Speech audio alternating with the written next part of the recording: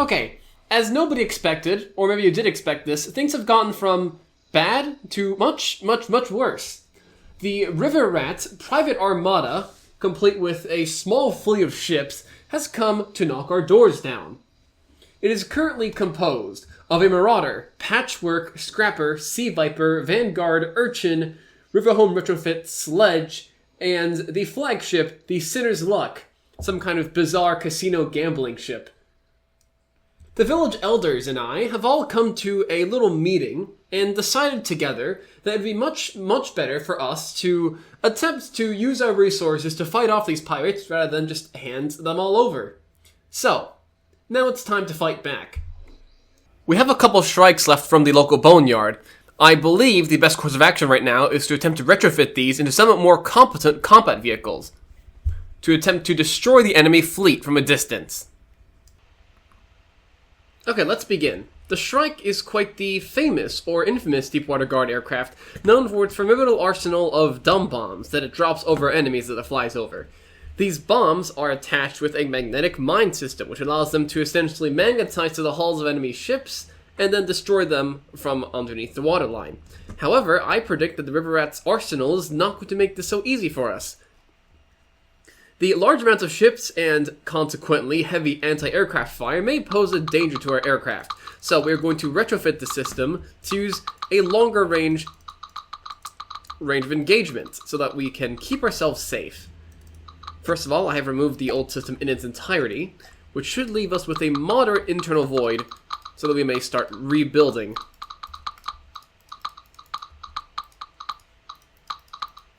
We are just about done.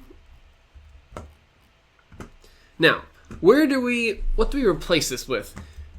The idea that I'm going with is that the Strike is going to use a circling tactic where it'll essentially fly around at a given range from the enemy, around, let's say, 1,500 meters, and launch long-range missiles to keep itself relatively out of harm's way and prevent its modest armor from becoming an issue. Now the question is, how do we install these so that they are properly able to fire? We've got a couple of options. Let's see what we can get here. With the Shrike's relatively long and narrow fuselage, combined with the massive wing pylons, it may be ideal for us to attempt to build some kind of vertical launch system. Essentially, we flip the missiles upside down and have them fire upwards out of the aircraft. Of course, we don't have too much room to do this, but we should be able to make something that works.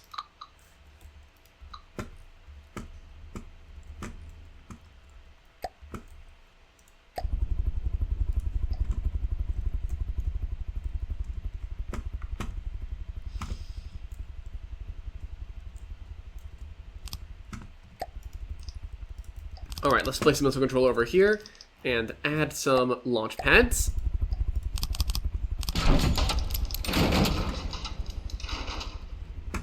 We probably want this actually set down as humanly low as possible, actually, so that we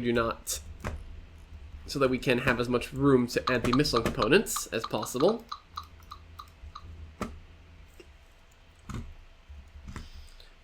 And in doing so, I think it would be a good idea to set the AI all the way down. So we take the AI, we prefab it, we move it all the way down to the floor of the vehicle, and we begin. This should just be a plug-and-play affair, no need to replace anything else. Okay, now we have some extra room. Let's cave out the roof here, so we have a little bit of extra working space. Why are these not connected?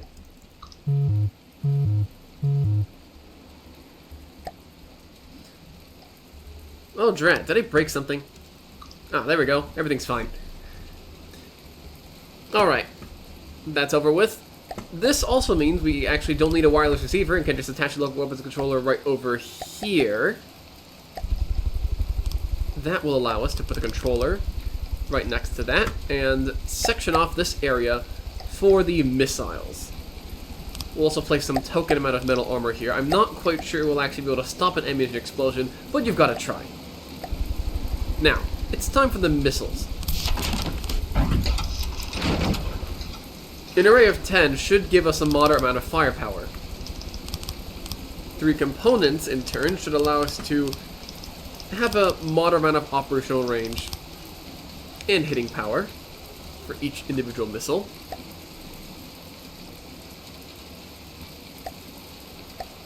We're going to give a go at a short-range setup, essentially very, very high-velocity, radar-guided, and see if we can take down some mock targets that we set up.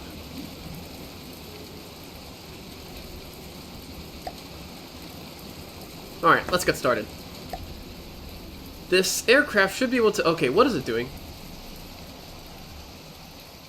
It is pitching up quite aggressively. Maybe because of the massive change in weight that we just induced. That is my bad.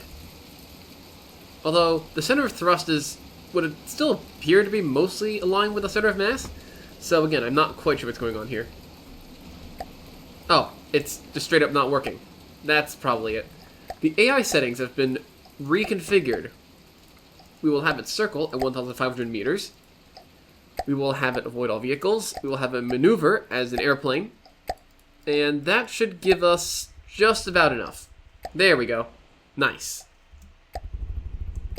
Oh, speaking of which, being high up is probably only good for us. So we're going to set our maximum altitude to 500 meters, minimum altitude to, let's say, 250.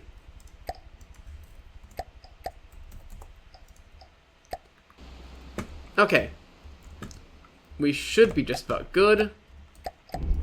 Let's move back. And there go the missiles. Oh no. Oh no, no, no. Did we? Yeah, we forgot to add IFF to these. So they're going to lock onto anything they see. Let's fix that. That was a close one. We could have blown up our own Pirate's Cove. That would have been a massive mistake. Speaking of massive mistakes, we also forgot to add ejectors. These, as we're on the original strike, will toss the missiles up a short altitude, which will in turn allow us to hopefully give them a little bit of height and allow them to turn towards the enemy before they go on their merry way. I'm going to swap out the... Well, I was going to swap the explosive fragmentation, but I'd like to see how this goes first. Let's give ourselves a mock target, like a Deepwater Guard Marauder. These things are lying around all the time anyways. We can feel free to dispose of a few of them. Okay, what is happening? I don't know what that was. Okay, why is it firing at us? Oh, that's a lot of damage. We'll have to patch that up later.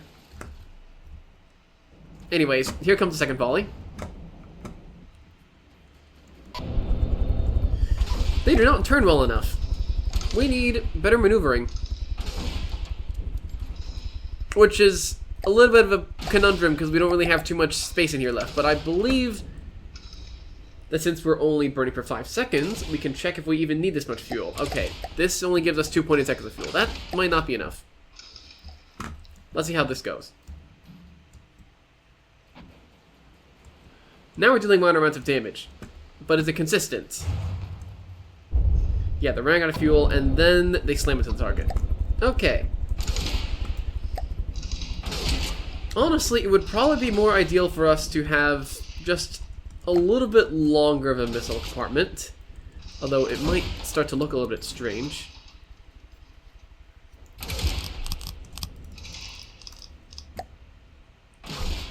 Let's get ourselves an activate our seeker again, an explosive warhead, add a second fuel tank. And this should... Okay, we can have 2 explosive warheads. Nice. Let's see how we do.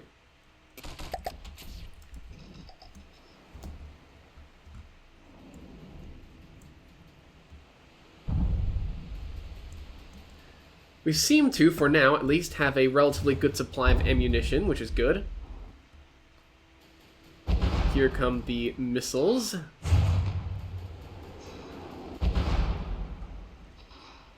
They don't have too much fuel, but they have just enough to get to the Marauder at this range. We almost didn't need to do any more modifications, but we probably should at least cover up these missile cells so that they aren't too easily destroyed. So, let's add some wood paneling for this.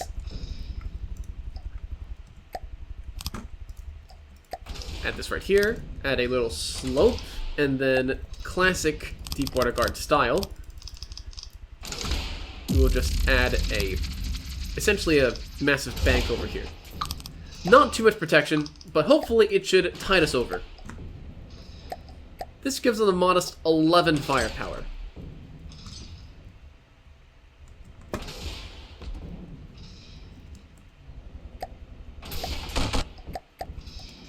Now the question is that enough?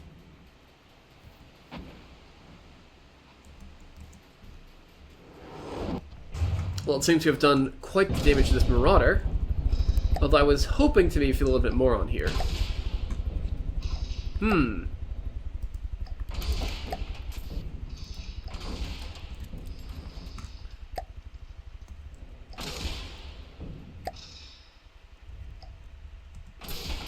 I am curious how much of the cost of the aircraft is diverted to this missile system.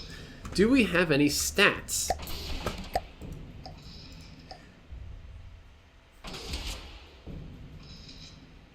No, I guess we do not. Well, there's always the prefab system. I don't want to put too many eggs in one basket, because if we make too much of our vehicle the missile system's cost, then it's not going to be feasible to make too many of these. So let's see how much this costs. I guess I'll have to build a new vehicle and just plop it down real quick.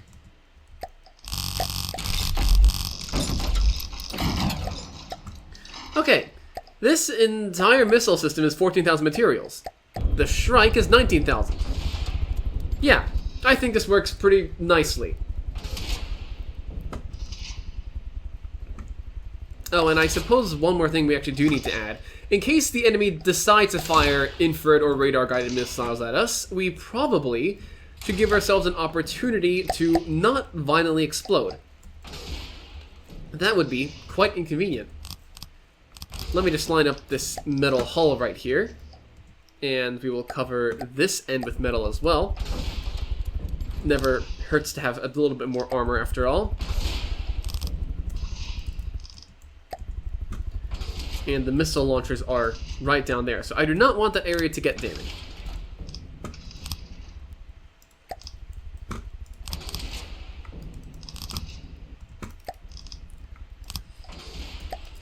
So what is it? If this thing's about 20,000 materials and the missile launcher is 14,000 materials, I suppose that means this thing is technically 75% missile by weight. Man, that is quite considerable.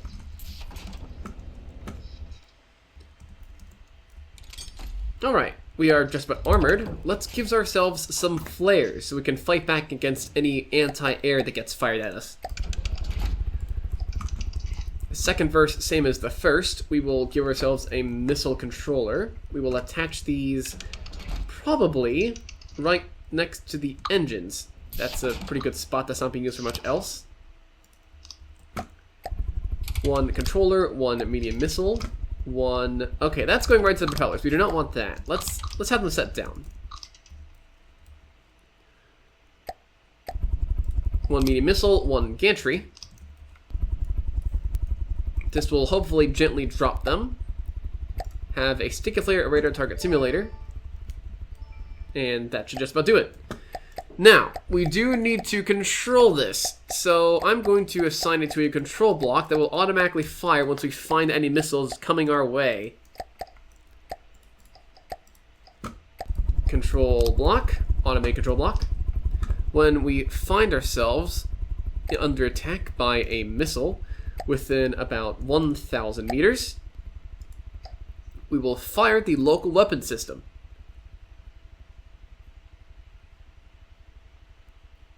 Let's see here. Where is it?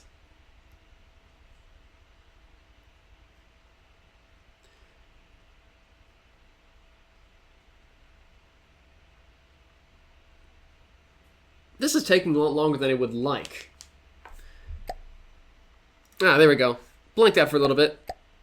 We will fire. And we only want them to control the singular missile that they are connected to. Okay, that gives us a modest amount of defense. And of course, we do not want to forget our munition warners either. We needed to see the missiles after all.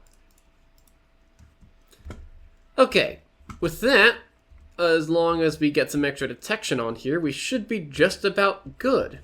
Hang on, how much detection power can we get? Okay, we seem to have used all of it.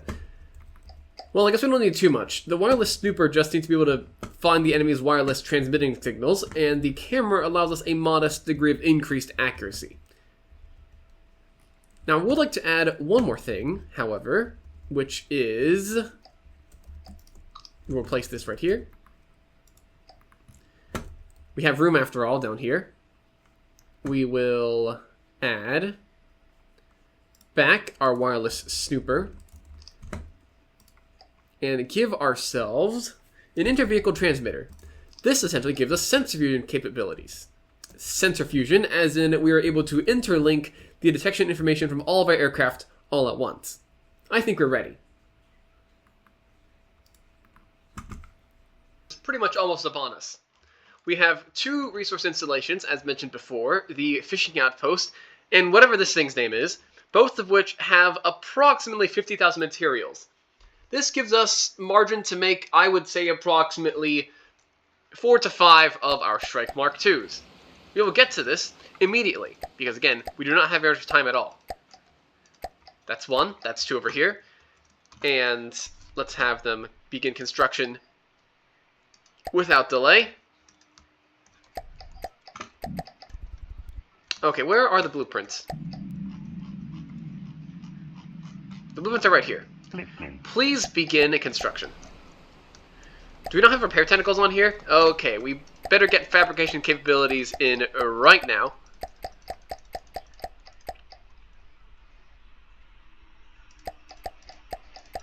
Where is it? Right here. The repair tentacles. Oh, don't want that. Okay, here we go. We're starting. Well, we were, I guess. Give it a moment, it's a bit finicky sometimes.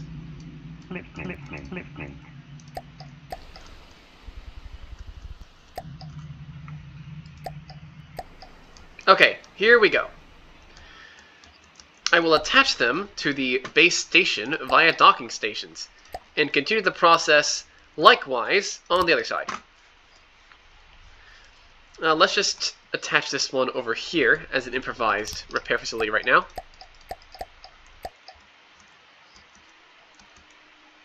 Oh, they've just destroyed themselves.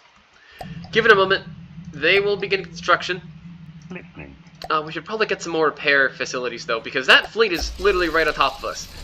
We might not have enough time to get the other strikes online.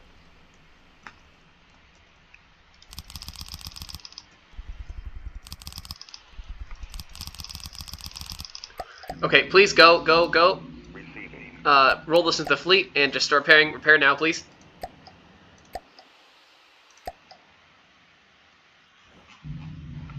Yep, they are right there. They are very, very close to us now, and they are moving at a modest pace.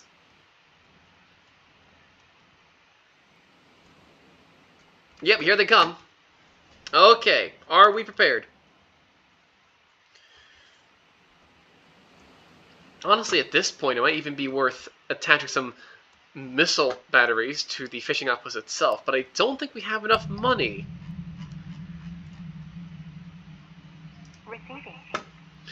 Okay, you know what? We have more time than I thought we did. Let's go over to the other facility and start the same process.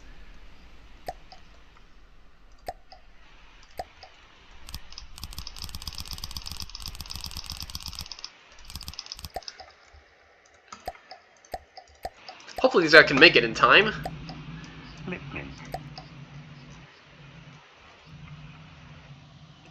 Man, this repair process feels painfully slow, even if by normal standards it is moving quite fast.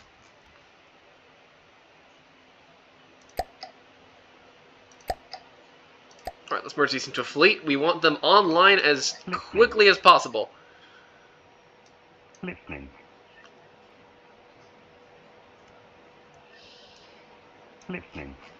Moving out, moving out.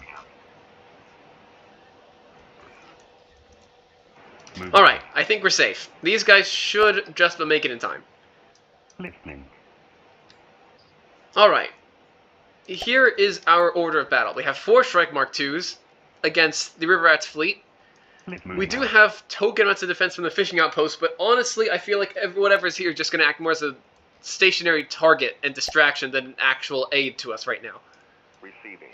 Well, we haven't really got many options left. I believe we are forced to begin. Receiving.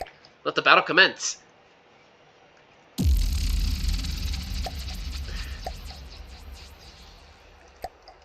Listening. Listening.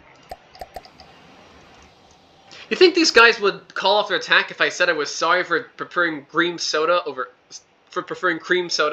rum? Ah, forget it. I'm never gonna lie to myself anyways. Let's go.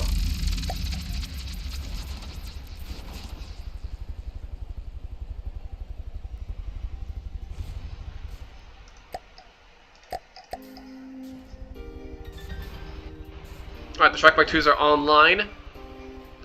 Are they moving into attack formation? Yep, missiles are firing. Here we go, here we go.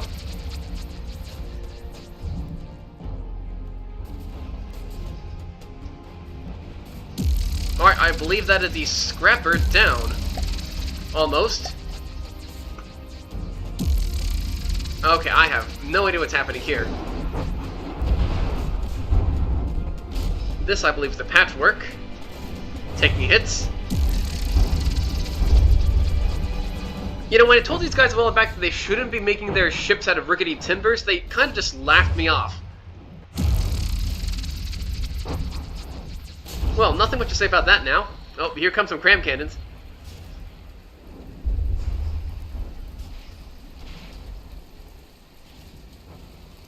Oh, what?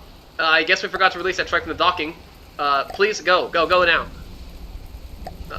Why is it not moving?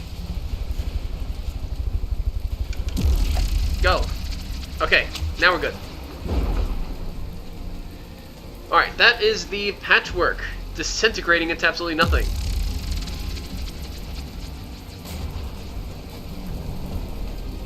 The Sinner's Luck is pelting us with cram cannons, although I doubt it's doing very much. There comes one of our base defense cannon shots, landing way wide of the Marauder.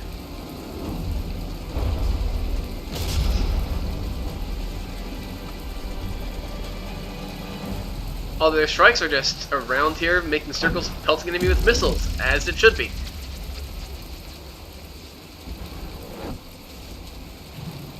It seems like the smaller craft are being ignored for now, although it seems like their defensive and offensive armaments have been mostly taken out, so they're not too much of a threat. I don't exactly know what they're trying to do, just moving in on us with no weapons. Maybe they intend to attack us with pirate fisticuffs. With pirate fisticuffs. Well, they're not going to get too far. Looks like these guys are going to have to go home empty-handed.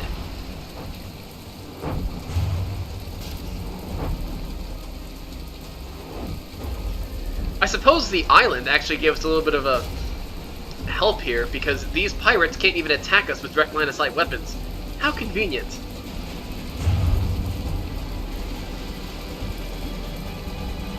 Oh, this one's one of ours. This is a shuriken. It's helping. I can say that much. Oh, there goes its missile launchers. Not to worry though, I believe we have this battle mostly in the bag. How are our strikes? One of them has taken minor damage, and one of them is... Nope, that's a shuriken. The shuriken has taken significant damage. One strike has taken some minor scuffs, but besides that, we are A-okay.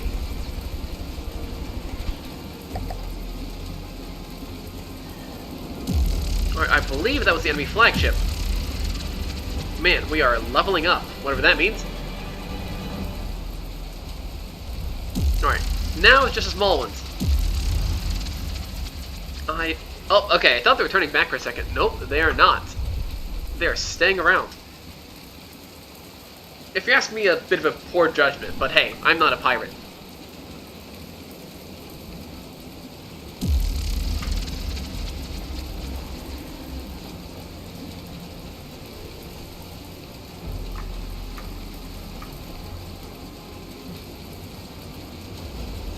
Are our strikes running out of ammunition? I think about a modest amount, although yeah, it is running kind of low. They don't have enough ammunition to reload their missile battery all at once, so they're firing one at a time now. And it seems like they can't get a good lock on the rest of these ships. How interesting.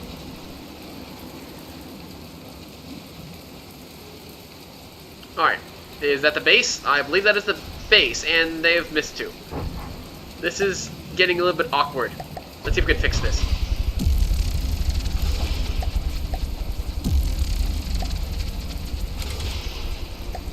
Let's add a one turn in here. This will allow the missiles to make an instant turn towards the enemy and hopefully acquire a guidance lock. Although, no, doesn't seem to be working.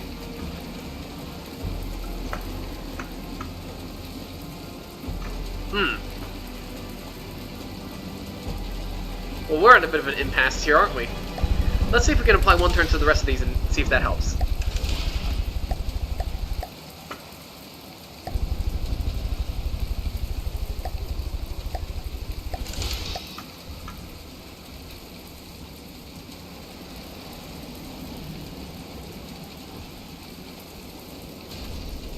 No, they are still just pretty much aiming directly at the water. I have no idea what these missiles are doing. Let's switch some to infrared.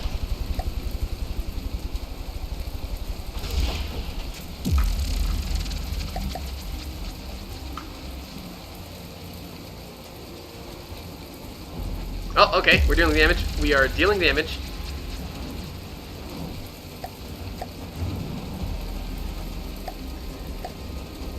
Huh, the Sea Pirate made it all the way to the base. I guess they really do intend to attack with this pirate fisticuffs. Well,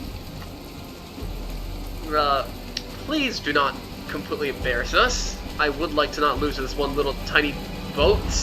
I don't think that cram cannon has hit a single thing this entire match. And there it goes. Okay. Well, hopefully we've taught the River Rat's Armada a little lesson. Are we really about to scuff the shuriken into oblivion? Well, that's a little bit awkward. We're going to have to dig that up out of the sand now. But all is well. We have survived an attack and we get to live another day. Very, very nice. Well, with that, I believe our episode of From the Depths comes to an exciting conclusion. I will see you all in the next one. If there ever is one, anyway. Alright, safe travels.